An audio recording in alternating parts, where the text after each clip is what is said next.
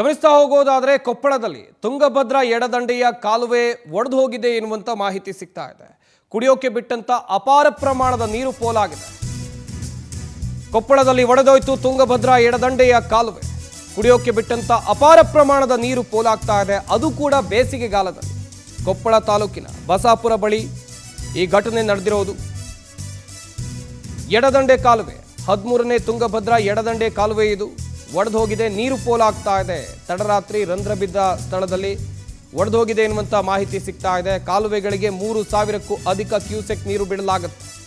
3,000ಕ್ಕೂ ಅಧಿಕ ಕ್ಯೂಸೆಕ್ ನೀರು ರೆಸಾರ್ಟ್ಗೂ ನುಗ್ಗಿದೆ ನೀರು ಎನ್ನುವಂತ ಮಾಹಿತಿ ಇದೆ. ಅಕ್ಕಪಕ್ಕದ ಜಮೀನುಗಳಿಗೂ ಕೂಡ ನೀರು ನುಗ್ಗಿದೆ. ನೀರಾವರಿ ಹಾಗೇನೆ ತುಂಗಭದ್ರಾ ಜಲಾಶಯ ಅಧಿಕಾರಿಗಳ ನಿರ್ಲಕ್ಷ್ಯಕ್ಕೆ ಈ ಘಟನೆ ಆಗಿದೆ ಎನ್ನುವಂತ ಮಾಹಿತಿ ಸಿಗ್ತಾ ಇದೆ. ಅಪಾರ ಪ್ರಮಾಣದ ನೀರು ಪೋಲಾಗ್ತಾ ಇರುವಂತ ದೃಶ್ಯಾವಳಿಗಳನ್ನ ನೀವು ಇಲ್ಲಿ ನೋಡ್ತಾ ಇದ್ದೀರಾ.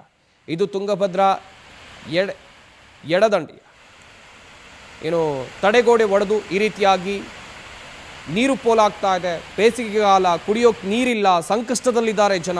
ಇಂಥ ಸಂದರ್ಭದಲ್ಲಿ ಅಧಿಕಾರಿಗಳ ಬೇಜವಾಬ್ದಾರಿತನಕ್ಕೆ, ಅಧಿಕಾರಿಗಳ ನಿರ್ಲಕ್ಷ್ಯಕ್ಕೆ ಅದೆಷ್ಟೋ ನೀರು ಪೋಲಾಗ್ತಾ ಇದೆ. ಕುಡಿಯೋ ನೀರು ರೆಸಾರ್ಟ್ಗೆ ನುಗ್ಗಿದೆ, ಜಮೀನುಗಳಿಗೆ ನುಗ್ಗಿದೆ. ನೋಡ್ತಾ ಇರಬಹುದು ಯಾವ ರೀತಿಯಾಗಿ ಅಲ್ಲಿ ತಡೆಗೋಡೆ ಒಡೆದು ನೀರೆಲ್ಲ ಪೋಲಾಗ್ತಾ ಇದೆ ಅಂತ.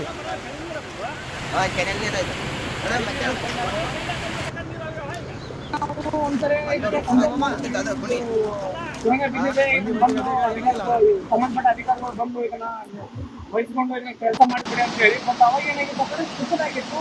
ಇವತ್ತಿನ ದಿನದಲ್ಲಿ ಅದೇನಾಗಿದೆ ಅಂದ್ರೆ ಬಹಳ ದೊಡ್ಡದಾಗಿ ನೀವು ಹೊರಗಡೆ ಹೊಂಟಿದೆ. ಎಷ್ಟು ಸಾವಿರ ಇಲ್ಲೇ ಹೊಂಟಿದ್ವಿ. ಏನಪ್ಪಾ ನಾವು ರೈತರಿಗೆ ಈ ಬಗ್ಗೆ ಇನ್ನಷ್ಟು ಮಾಹಿತಿಯನ್ನು ಕೊಡ್ತಾರೆ ನಮ್ಮ ಕೊಪ್ಪಳ ಪ್ರತಿನಿಧಿ ಶುಕ್ರಾಜ್. ದೂರವಾಣಿ ಸಂಪರ್ಕದಲ್ಲಿ ಜಾಯ್ನ್ ಆಗ್ತಾ ಇದ್ದಾರೆ. ಶುಕ್ರಾಜ್, ಗಮನಿಸ್ತಾ ಇದ್ವಿ ಇಷ್ಟು ದೊಡ್ಡ ಪ್ರಮಾಣದಲ್ಲಿ ತಡೆಗೋಡೆ ಒಡೆದು ಹೋಗಿ ಕುಡಿಯೋ ನೀರು ಪೋಲಾಗ್ತಾ ಇದೆ.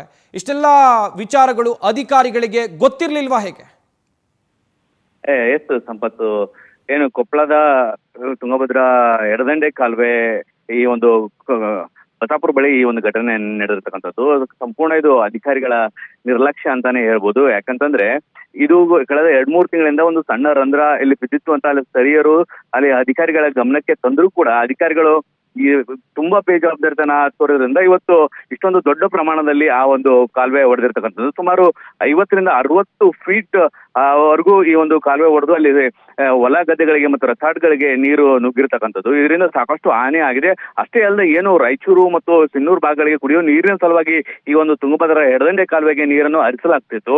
ಆದ್ರೆ ಯಾವುದೇ ಈ ತುಂಗಭದ್ರಾ ಆಡಳಿತ ಅಧಿಕಾರಿಗಳು ಪ್ರತಿ ಸಾರಿಯೂ ನೀರು ಹರಿಸಬೇಕಾದ್ರೆ ಕಾಲುವೆ ಸಂಪೂರ್ಣ ಪರಿಶೀಲನೆ ಮಾಡಬೇಕು. ಕಾಲುವೆ ಉದ್ದಕ್ಕೂ ಎಲ್ಲಾದ್ರೂ ರಂಧ್ರಗಳಿವೆ ಅನ್ನೋದನ್ನ ಪರಿಶೀಲನೆ ಮಾಡಬೇಕಾಗಿತ್ತು. ಆದ್ರೆ ಈ ಒಂದು ಬೇಜವಾಬ್ದಾರಿತನದಿಂದ ಇವತ್ತು ಇಂತಹ ಘಟನೆಗಳು ಪದೇ ಪದೇ ಇಲ್ಲಿ ಸಂಭವಿಸ್ತಿರ್ತಕ್ಕಂಥದ್ದು. ಇದೀಗ ಈಗಾಗಲೇ ಕಾಡಾದಲ್ಲಿ ಅನುದಾನ ಇಲ್ಲ ಅನ್ನೋ ಒಂದು ಕೊರತೆ ಈಗಾಗಲೇ ಕಾಡ್ತಾ ಇದೆ. ಅದರ ಜೊತೆಗೆ ಈಗ ಮತ್ತೆ ಇಂತಹ ಒಂದು ಘಟನೆಗಳಿಗೆ ಇವರು ಸಾಕಷ್ಟು ಲಕ್ಷಾಂತರ ರೂಪಾಯಿ ಮತ್ತು ಸುಮಾರು 50ರಿಂದ 60 ಲಕ್ಷ ರೂಪಾಯಿ ವೆಚ್ಚ ಎಲ್ಲಿಂದ ಬರ್ತಾರೆ ಅನ್ನೋದು ಇಲ್ಲಿಯ ಸ್ಥಳೀಯರ ಪ್ರಶ್ನೆ ಆಗಿರ್ತಕ್ಕಂಥದ್ದು.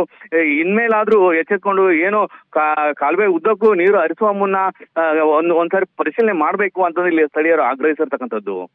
ಸಂಪತ್, ಥ್ಯಾಂಕ್ ಯು ಶುಕ್ರಾಜ್ ತಮ್ಮೆಲ್ಲ ಡೀಟೇಲ್ಸ್ಗಾಗಿ.